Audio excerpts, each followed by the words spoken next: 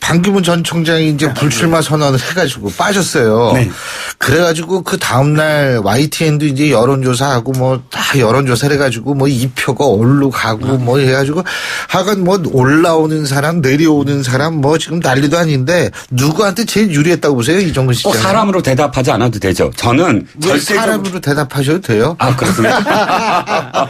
자, 그러면 안철수 의원한테 가장 불리했다고 봅니다. 저는 유리했다기보다는 유리한 건 일단 보이는 건 황교안 권한대행이 유리한데 그보다 불리한 것부터 말씀을 드리는 이유가 원래 반기문 전 총장의 어떤 쓰임새 역할 내지는 어떤 그 전망이 사실은 제3지대라는 공간 또는 구도, 새로운 구도의 그 불쏘시알이었다고 저는 봅니다. 그러니까 그 직전까지 우리는 예를 들어 보수 진보 아니면 뭐 여야 아니면 무슨 뭐 집권당과 제1야당 이런 구도였거든요. 그런데 이번에야말로 제3지대가 가능할 것인가 뭐 빅텐트니 스몰 텐트니 이 모든 것들이 사실은 이슈가 됐어요. 근데 반기문 총장이 와서 사실 구도를 바꿨어야 돼요. 그러니까 이건 지금 이런 판들이 사실 정치교체 딴 게 아니야. 지금 이런 악다운이 같은 싸움 패권이 뭐냐 하면서 설명을 했어야 되는데 그 구도를 못 만들었어요. 그러니까 중요한 건 힘이 빠져버렸어요. 안철수 의원을 중심으로 해서 국민의당 손학규 전 지사하고 손을 잡는다 하지만 그러나 그게 어떻게 보이냐면 옛날 정치인들끼리 이렇게 다 이합집산하는 것처럼 보이지 대의 명분이 안 들려요. 안 보여요. 근데 그 대의 명분이라는 것이 제3지대였거든요. 이제는 제3지대라는 목소리가 없어질 거예요. 그러면 결국 남는 건 지금까지와 똑같이 진보, 보수 아니면 뭐 진영, 양쪽 진영 이렇게 둘만 남을 거다. 그런 의미에서 사실은 안철수 의원 같은 경우 자기가 이쪽 진영으로 가고 싶어 하지만 문재인 안철수 싸움으로 가고 싶어 하지만 그게 불가능하잖아요. 그러니까 제3지대라는 구도론이 없어졌다.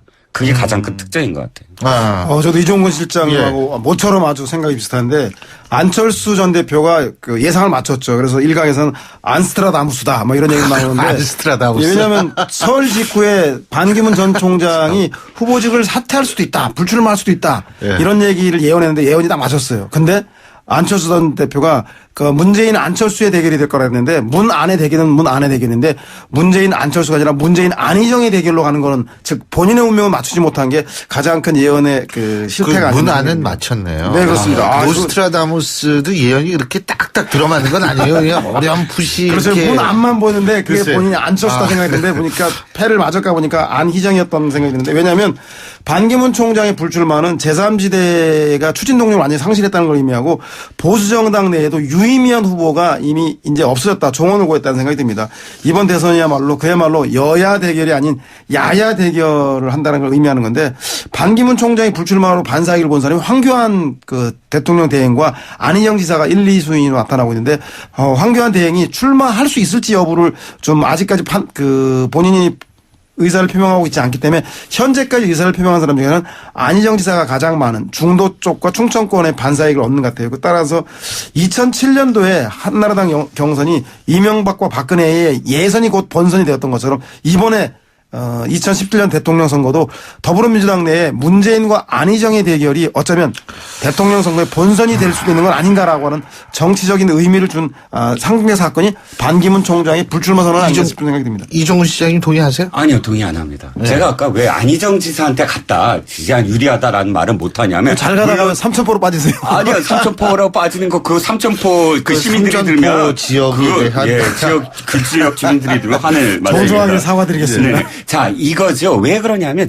안희정 지사의 그 높은 지지율 사실은 그 높은 지지율은 민주당 지지자들이 아닙니다. 사실 비민주당 지지자들이에요. 그러니까 보수층이라든지 중도층에서 지지를 보내는 거거든요. 여론조사는 사실상 특정 정당의 지지자들만 하지 않고 전 국민을 대상으로 하기 때문에 안희정 지사의 지지율은 곧 전 국민의 대상입니다. 그런데 지금 경선이잖아요. 대선이 아닙니다. 만약 대선이라면은 굉장히 그 의미를 부여할 수 있어요. 이 상승세를. 그런데 당장 더불어민주당의 지지층에서의 그 이 적합도로 보시자고요. 그러면 문재인 대표가 훨씬 많아요. 어마어마하게 많습니다. 그 격차가 굉장히 심해요. 수치를 말씀 못 드리는데 여론조사 때문에 말씀하셔야 되니까. 그러니까 그거는 지금 허상이다, 거품이다라는 거죠. 실제로 경선에서는 완전 국민 경선제라고는 하지만 그럼에도 불구하고 민주당 지지자들의 어떤 세를 행사하지 못할 것이다.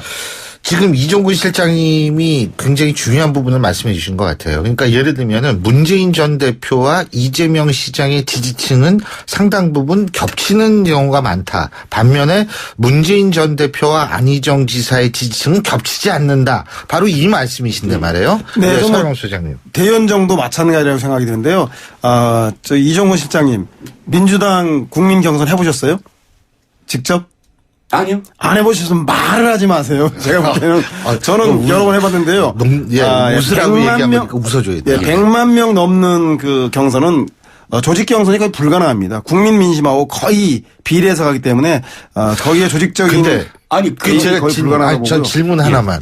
제가 서영 소장님께 100만 명 넘는 경선은 맞습니다. 저도 그렇게 생각은 하는데 문제는 100만 명이 하느냐가 문제예요.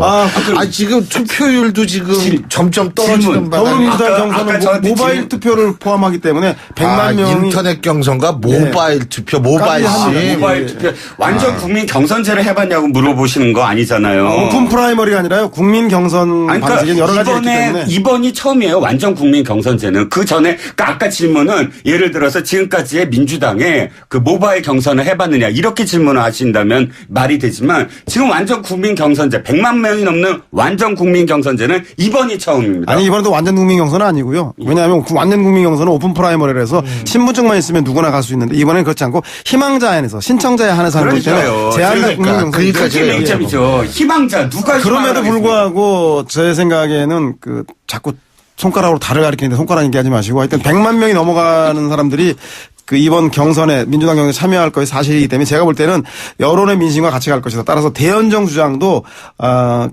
바른정당과 새누리당을 제외한 야권 연정을 하자고 하는 문재인과 이재명의 선택 그리고 그걸 소연정이라고 하죠. 그렇지만 대연정 여기서 새누리당은 제외하고 바른정당은 포함하자고 하는 것을 내포하고 있는 안희정 지사의 주장 그것에 대해서 그 새누리당 이번에 더불어민주당의 국민경선 참여자들은 어느 쪽을 선택할 것인가에 대해서 좀 지켜봐야 되지 않겠습니까? 미리 단정 짓는 것은 좀 섣부른 진단이 됩니다. 그러니까 지금 서영 소장님은 안희정 지사도 기회가 있다. 저는 특히 호남의 민심이 저는 그 반문재인 성향, 비문재인 성향을 가지고 있는데 이분들이 무조건 선명하다고 해서 그 문재인을 지지할 것인가 그렇지 않다. 이미 지난주엔 많이 반문성이 낮아졌다 그러셨잖아요. 네, 그렇죠. 그렇기 때문에 안희정 지사로 제가 보기에 쏠릴 가능성이 대단히 높다. 반문 성향이 낮아졌는데 왜 안희정 지사한테 쏠리죠? 정권 교체에 대한 현실적인 정권 교체는 이미 이슈에서 사라졌기 때문에 이미 야당으로 정권 교체는 기정사실화되었고 야당 후보 중에서 인물 구도가 확인해질 가능성이 대단히 높아졌다. 따라서 제가 볼 때는 더 나은 정권 교체는 안희정의 외연 확대를 선호할 가능성도 대단히 높다. 호남 민심은. 그럼 거기에 함정이 있다는 거죠. 완전 국민 경선제가 아닙니다. 이 지금 민주당의 경선에 참여하려면 전화하고 내가 확인하고 해서 등록을 해야지만 가능하거든요. 만약에 지금 그런 어떤 과정이 없이 진짜 완전 경선제다. 그러면 사실 여당도 포함해서 전부 다 그 경선을 해야 되는 한날에 해야지 역선택이 없잖아요. 자, 두 가지입니다. 지금 그렇게까지 해서 내가 안희정을 뽑아야 되느냐라는 그 한계가 있어요. 그리고 안희정 지사가 아직도 전국적인 인지도가 그렇게 크지 않거든요. 자, 그 두 가지인데 만약 그걸 뛰어넘어서 한다 그러면은 이건 역선택도 가능해요. 그러니까 내가 황교안이라든지 혹은 남경필을 지지하는 유승민을 지지하는 사람이 문재인을 떨어뜨리기 위해서 그러면 등록을 해서 악착같이 해갖고 안희정을 지지한다? 이런 결과는 어떻게 생각하세요? 아니 100만 명 넘어가서 그게 조작이 가능하다면 그 사람이 제가 보기엔 경선 주자가 돼야 돼요. 그런 조작할 수 있는 조작이 아니죠. 조작이 아니라 이거는 실질적으로 참여해서 하는 건데요. 아니 근데요. 저는 진짜 궁금한 게 뭐냐면 아까 제가 투표율도 낮아지고 있다. 지금 낮아지는 추세는 사실 아니에요. 근데 이게 특정 정당의 완전 국민 참여 경선이라 하더라도 거기에 가서 이렇게 모바일을 하든 인터넷 투표를 이 정도의 관심과 이 정성이 있으면 그건 사실 그 해당 정당의 지지자 아니면 정반대로 다른 정당의 지지자가 역선택하기 위해서 위장으로 한 이렇게 막 아주 그냥 정말 관심 높은 사람 아니면 좀 힘들지 않나 이런 생각이 들어요. 그렇죠. 현장 투표보다는 좀 문턱을 낮추긴 했지만 그럼에도 불구하고 말씀드린 대로 완전 경선이 되지 않는 한 그런 제한적인 건 사실이죠. 하지만 완전 경선도 마찬가지예요. 예, 조직 동원의 가능성은 상당히 낮아졌다라는 게 그동안 야당 내 경선을 보면 완전히 조직 경선을 배제할 수는 없으나 그것이 결정적인 변수는 아니었다. 여론조사와 비슷하게 가더라라는 말씀 전해드리고 싶고 왜 자꾸 더불어민주당의 야권의 경선을 이렇게 찬물을 끼얹으려고 이종훈 실장님께서 그러시는 건지. 아니요. 찬물이 아니라 그 안희정 지사에 대한 얘기죠. 저는. 예. 근데 시간이 다 됐네요. 보수의 힘 마음에 드세요? 새누리당 이름 바꾼다는데? 정당 이름이 점점 기괴해지고 있다. 기해지고 있다 이 소리다. 저는 보수의 힘 국민제일당 행복한국당이 아니라 친박의 힘 친박제일당 친박만 행복한 당 아닌가라는 생각이 듭니다.